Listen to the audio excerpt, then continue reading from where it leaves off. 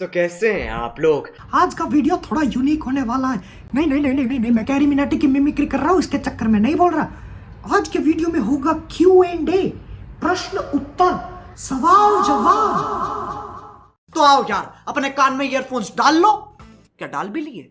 बहुत तेज हो रहा है, बहुत तेज हो रहा है। खैर आइए शुरू करते हैं बिना किसी टाइम पास के। फैमिली फ्रेंडली चैनल है, गाली नहीं देगा मैं इस पे। Hey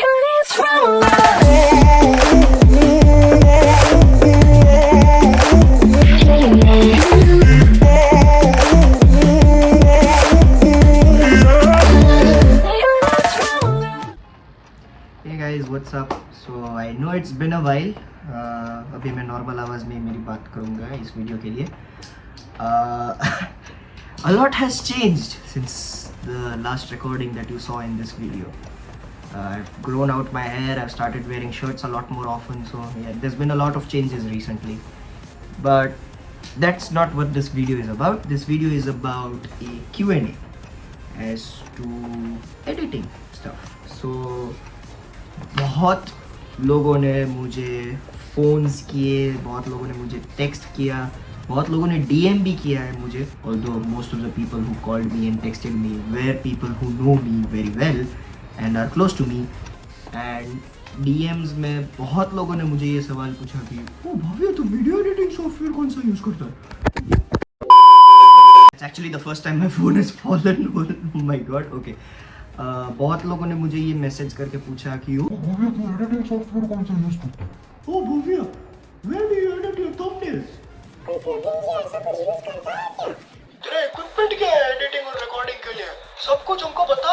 Well, don't worry, I'm going to be answering all those questions in this video that you're watching right now. So, stick till the end. You're about to get the answer for basically everything. So the first question that a lot of people have asked me is what editing software, oh my god, my hair is a mess, but what editing software I use. So it's gonna be a easy recommendation to anyone, whether you're a Mac or a Windows user. Not too sure if that software is supported on Linux, but I guess it could be. And that software is CapCut. It is literally one of the easiest to recommend softwares for a amateur or a beginner video editor. Why? Well, A, you don't get a watermark when you're exporting your footage out.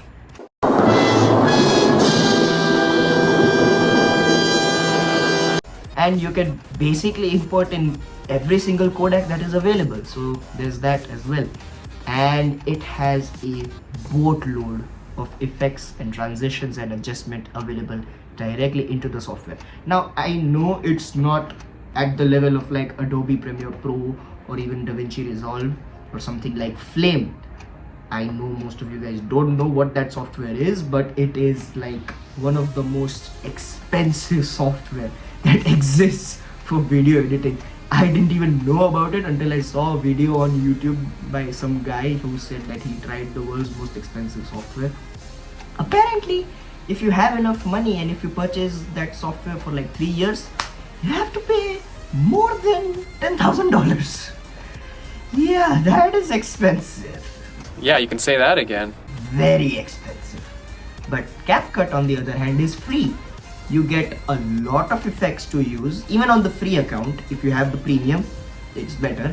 But here's the little thing. CapCut is technically not allowed in India.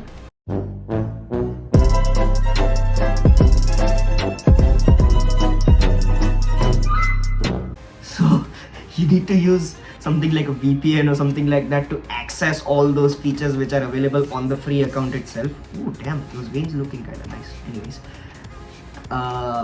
so yeah, if I had to recommend a software for a video editor, it's gonna have to be CapCut because it is a very easy software to use and generally very easy to begin with for beginners. And even if you're an amateur, someone like me who has a bit of experience in video editing can use this software fairly easily because everything is basically just drag and drop, and then you have to adjust everything. You can use keyframing, you can adjust the opacity, the scale, every single minute detail is very easily adjustable in that software. Now, next question that I get asked a lot is how do I edit my thumbnails? Well, basic answer is Canva. It is also one of the easiest softwares to recommend. And if you're a person who has a good device like an iPhone or Android phone, something like a Samsung or a OnePlus, although I wouldn't recommend a OnePlus because let's face it, their reputation is going down a lot. But if you have a good Android phone or if you have a good iPhone, you can use that software. Well, you can download the app and use it. But if your phone is a bit old but you need Canva, you can use it on the web. And even if you have like a good desktop, okay, something like a huge gaming PC, something like Intel i9 14900K or something like that, you can download the app. It's easy. But if you don't want to like occupy a lot of storage, you can just use it on the web.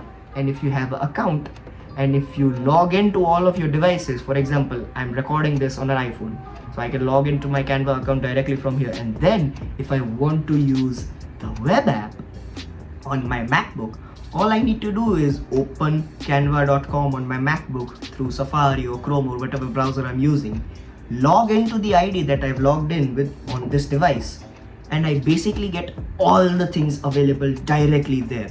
So say for example, I was editing on my laptop and I need to leave for somewhere.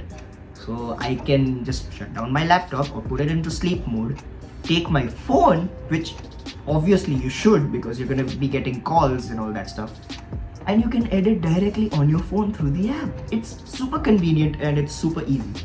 And it's a very easily recommendable app as well. So if you are a person who's into graphic designing, although if you have a lot of experience, you need to use something like Photoshop or something like that. Even Illustrator is good for you. But Canva is a beginner software, according to me. Even amateurs can use it. But if you're someone who has high experience in this field, you need to use something better than Canva. You can use Photoshop or something like that. It's better for you. Now, the other question that I get asked related to video editing is if I use any plugins or something like that. To be honest, I don't use plugins at all in video editing process. I basically use all the effects that are available within the app itself. So for example, if I'm using CapCut, I use the effects and the filters and all that stuff that is directly available in the app itself. Yeah, I color grade sometimes, but this footage that you're about to watch is going to be completely raw. I'm not going to be editing it at all because, well, let's face it, iPhone camera, it's pretty good. You don't actually need to color grade it that much because it's almost lifelike. Yeah. And a lot of you guys also asked me to show a timeline of a particular video that I might be working on or is finished already. So what I'm going to be doing is I'm going to be switching the live footage that you're watching to a screen recording from my MacBook, and you're going to be hearing the voiceover along with it. And it's going to be of a reel that I recently posted on my Instagram account. So the footage shifts right now. Okay, so right now we're in the video editing software, and as you guys can see, it is pretty streamlined. All the text pops up at different times according to the video and the audio that is being used. I've added a filter in the beginning as well, the monochromatic filter, and then we have this vibrant filter. So it makes the shot look a bit more realistic. That's why I've added it here, and it is at 100% strength. So it makes the shot look a bit more realistic. But in this, it's at 60% strength because 100% makes it look a bit too vibrant. If you ask me, it's not that realistic. Even in this shot, it is at 60% strength because it makes it look a bit more realistic, just a tad bit. Even if the color is a bit off, I think it's still pretty accurate.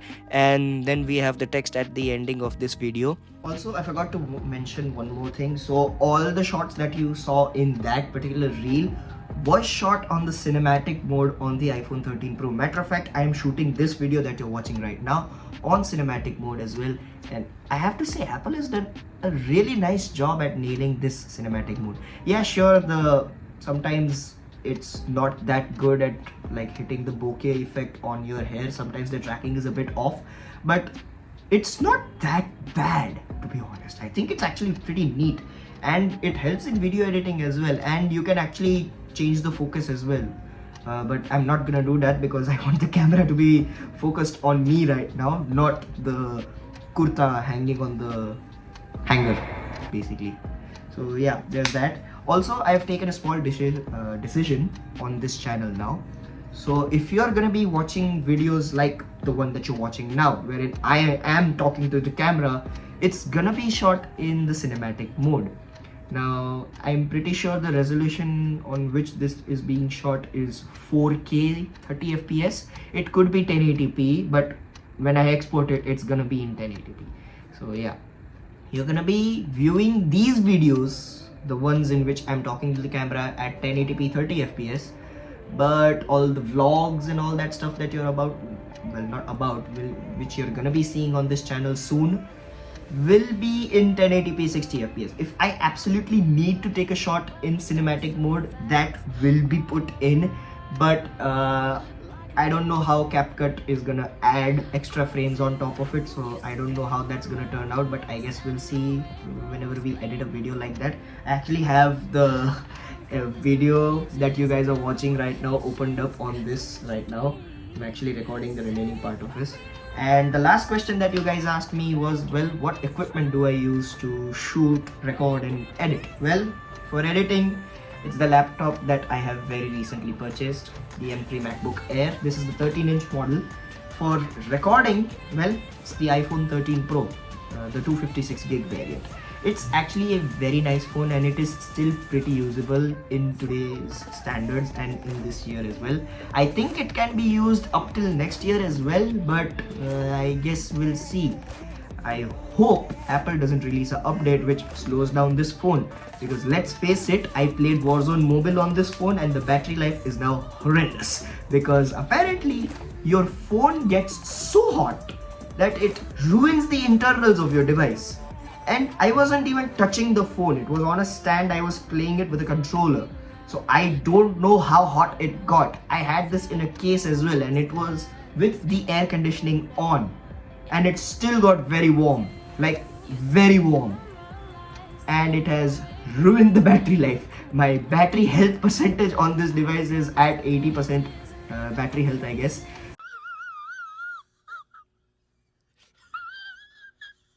Which I believe needs to be serviced, but hey, I guess I'm sticking with this device until I get an upgrade, I guess. I'm still gonna be sticking to iOS devices, I'm not gonna lie, because let's face it, Apple ecosystem is literally the best. You can just airdrop this footage directly onto your MacBook, which has the same iCloud account, so it works like a charm.